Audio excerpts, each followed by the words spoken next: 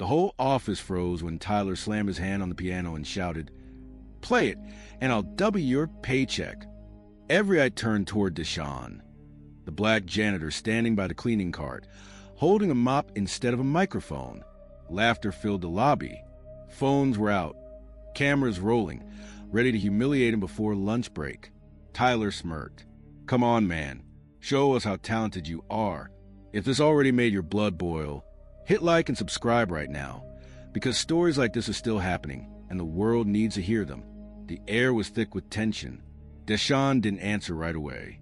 He'd been mopping the marble floor since sunrise, quiet as always, headphones on, lost in the soft hum of jazz that reminded him of better days. Tyler, the young operations manager who loved humiliating staff, had found a new target. "But you can't even tell a C major from a C minus," he sneered. "Double pay if you can play one song without mistakes." Deshawn slowly removed his gloves. "And if I can?" Tyler laughed. "Then I'll keep my promise. But when you fail, you clean the lobby in my car." The crowd laughed harder. Someone whispered, "Man, just ignore him." But Deshawn's eyes told a different story. Calm, steady, dangerous. He'd seen this look before. People like Tyler who believe money and color measure worth. Deshawn quietly walked toward the grand piano used for company parties. His hands trembled slightly, not from fear, but from memories. He hadn't touched a real piano since the night his dream ended 3 years ago. Tyler crossed his arms, loud enough for everyone to hear. "Let's go, Mozart. Show us what that janitor degree can do."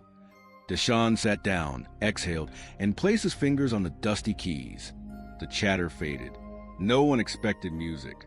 But when the first note left his fingertips, clear, heavy, and heartbreakingly perfect, the entire office went silent. When the music stopped, the room stayed quiet for a heartbeat, then burst into mocking applause. Tyler clapped loudly, dripping sarcasm. "Wow! Didn't know janitors came with a demo mode." Deshawn gave no reaction. He stood, wiped the keys gently, and went back to his mop. To him, music wasn't for approval anymore, it was survival. Later that night, when the building emptied and the lights dimmed, Deshawn returned to that same piano. No cameras, no crowd, just him and the echo of his own thoughts. He ran his fingers across the keys, whispering softly, "One day, I'll play again, not for them, but for me." 3 years ago, he played for thousands, a rising jazz pianist with scholarship, a name worth remembering, until a racist club owner accused him of stealing tips from the band. Without proof, his contract vanished overnight. So did his reputation. Bills stacked up, and the only job left that didn't care about his name was cleaning floors. He rented a small apartment near the bus line. Most nights, he skipped dinner just to afford rent. Yet every paycheck, he saved $5 to replace his broken keyboard. The music never left his mind. It lived in his heartbeat, in every rhythm of the mop hitting the floor. Sometimes a receptionist, a kind woman named Ashley, would find him humming old blues songs while scrubbing tiles. "You ever thought of performing again?" she'd ask. He'd smile faintly. Music doesn't pay rent anymore. But deep down, that wasn't true. It was fear. Fear of being seen again, only to be laughed at, like today. Before locking up that night, he found a small sticky note taped to the piano. "You're better than he'll ever be. Don't stop." Ashley Deshawn looked at it for a long moment, then pocketed it quietly. The sound of the janitor's cart wheels faded through the empty hallway. But somewhere deep inside, the music he'd buried was beginning to wake up again. The next morning, Deshawn arrived early. He avoided eye contact, hoping yesterday's humiliation would fade.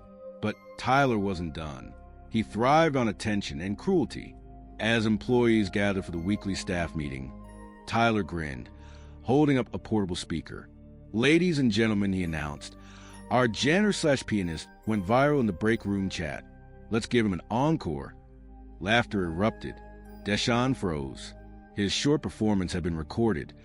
The clip now looped on phones, his face a punchline. "Come on, Deshawn," Tyler said mockingly. "Play something again. You want that double paycheck, right?" Deshawn's jaw tightened. "I was just cleaning, sir." Exactly, Tyler smirked. That's what you're paid for. But you wanted to perform, didn't you? He tossed a pair of latex gloves onto the piano. Win this bet, and I'll pay you double for the month. Fail, and you scrub my car tires tonight. The staff went silent. It wasn't funny anymore, just cruel. Ashley whispered, "Don't, Deshawn. He's baiting you." But he wasn't listening. He was tired of lowering his head to men like Tyler.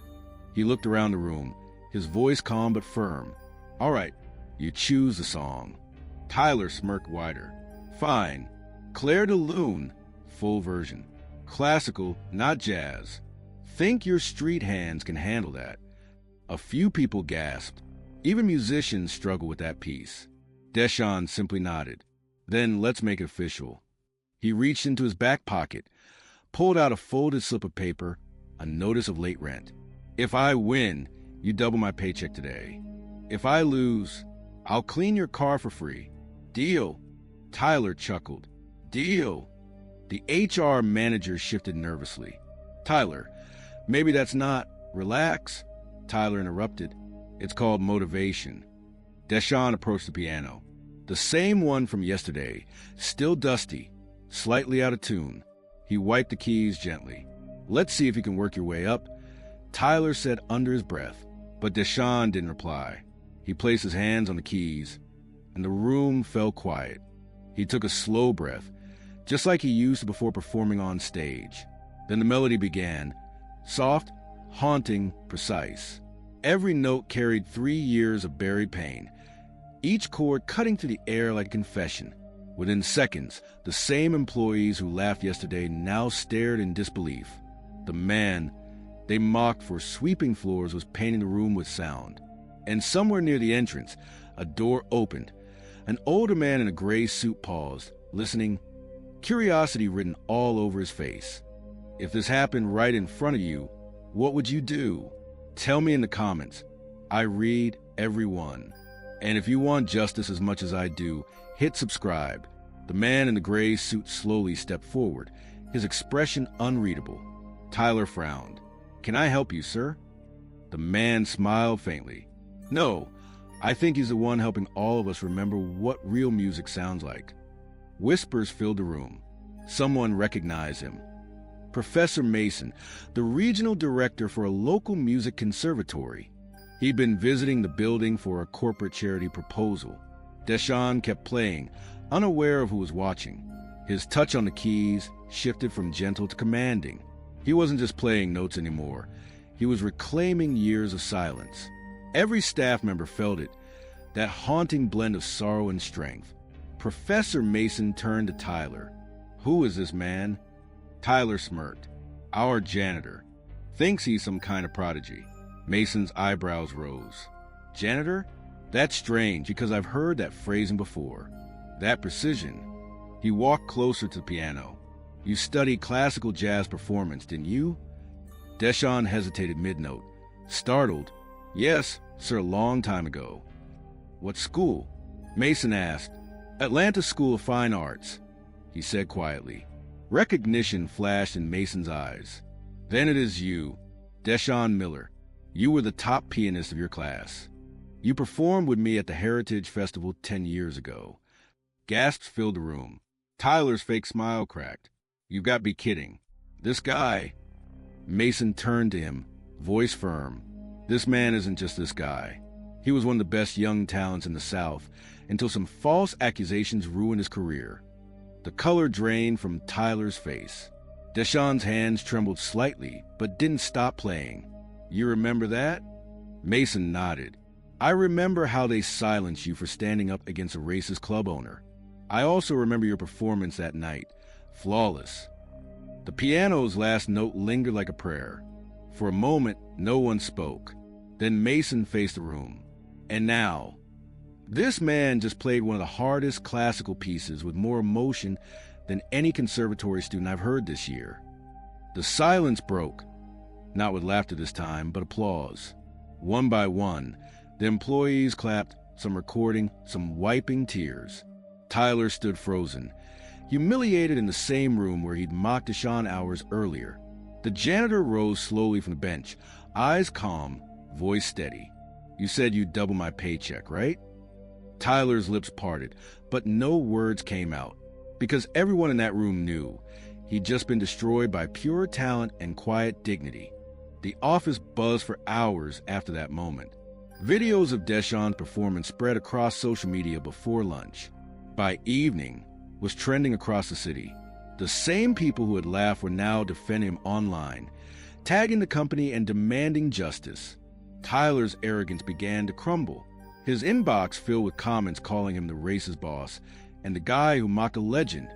Even his father, the company's founder, called from out of state, furious. "What were you thinking humiliating an employee on camera?" Meanwhile, Professor Mason invited Deshawn for coffee the next morning. They sat at a corner cafe near the river, sunlight glinting off the piano shop across the street. Mason leaned forward.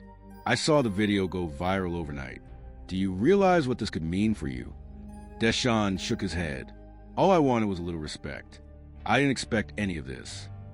"You earned more than respect," Mason said softly.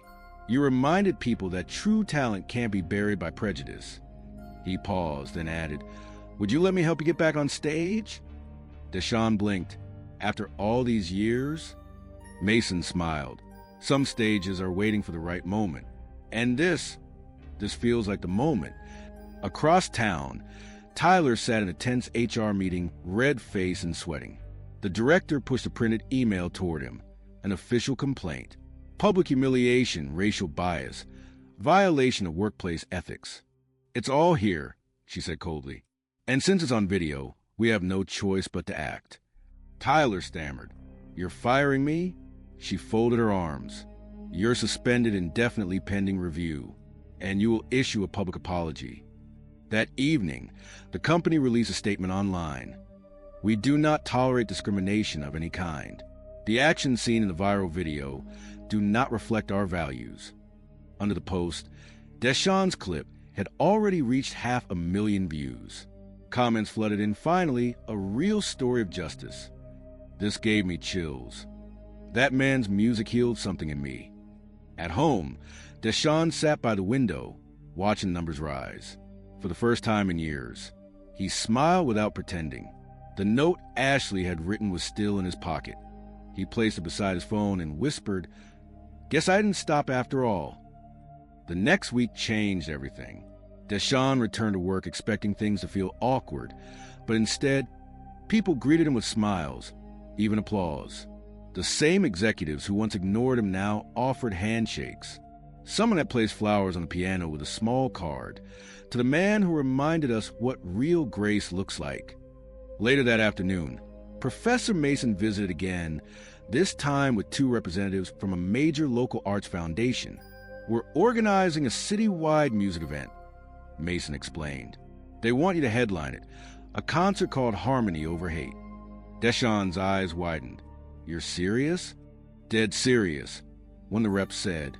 "Your video gave hope to thousands. We want to turn that moment into something bigger." Tyler, meanwhile, sat in the HR office once more, this time with his father present. The elder Mr. Reynolds, the company owner, glared at his son. "You embarrass this company, our employees, and our family name," he said. Tyler lowered his head. "I was wrong." "You're going to make it right," his father snapped. Effective immediately, the company will donate $50,000 to music education programs under Deshawn's name. A week later, Tyler posted a public apology video. His voice shook as he said, "To Deshawn Miller and everyone I disrespected, I was wrong. What I did came from arrogance and ignorance. I've learned more in a week than I did in years of privilege." The comment section exploded with support for Deshawn, and true to his word, Tyler joined the company's charity committee to manage the donation drive. At the Harmony Over Hate concert, the auditorium was full. Teachers, janitors, executives, children. Mason introduced him proudly. "Tonight, a man who taught us all that dignity is louder than hate." When Deshawn walked onto the stage in a simple black suit, the entire crowd rose to their feet. He sat at the piano, closed his eyes, and whispered, This one's for every worker who was ever told they're less than what they are. Then he played, not for revenge, not for attention, but for peace. Every note was a confession, every pause a prayer. When he finished, the standing ovation lasted nearly 5 minutes. Tyler watched from the side of the stage, silent, humbled, clapping with everyone else. For the first time, his applause wasn't fake. Months passed, and Deshawn's life changed in quiet, beautiful ways. He didn't buy fancy cars or quit his job out of pride. He just moved to part-time janitorial work and spent the rest of his days teaching music to kids who couldn't afford lessons. The local community center gave him a small classroom, and every Saturday, the sound of laughter mixed with piano keys filled the air. Professor Mason visited often, always bringing new instruments donated to the Harmony Over Hate Fund. Ashley volunteered too, helping the kids organize their first recital. One afternoon, as the children played Lean on Me, Deshawn stood at the back, smiling through tears. Then came a knock on the door. It was Tyler, wearing simple clothes, holding a box of sheet music. "I came to help," he said quietly. "Community service hours. Thought I'd start here." Deshawn paused, studied him for a moment. "Grab a broom," he said with a small smile.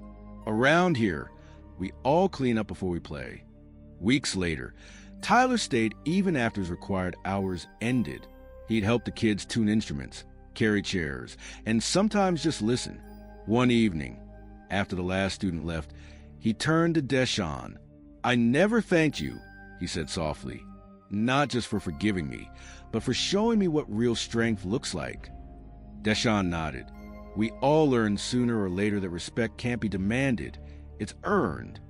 When the center's first student concert streamed online, the video title read, "From Janitor to Teacher, the Man Who Played His Way to Justice."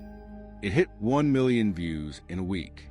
As Deshawn walked home that night, the streetlights shimmered against the wet pavement.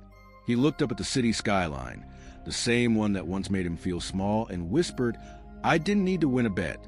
I just needed to be heard again." The world finally listened. If you believe this should never happen again, share this now. And to my USA, UK, and Canadian viewers, your voice is power. Use it.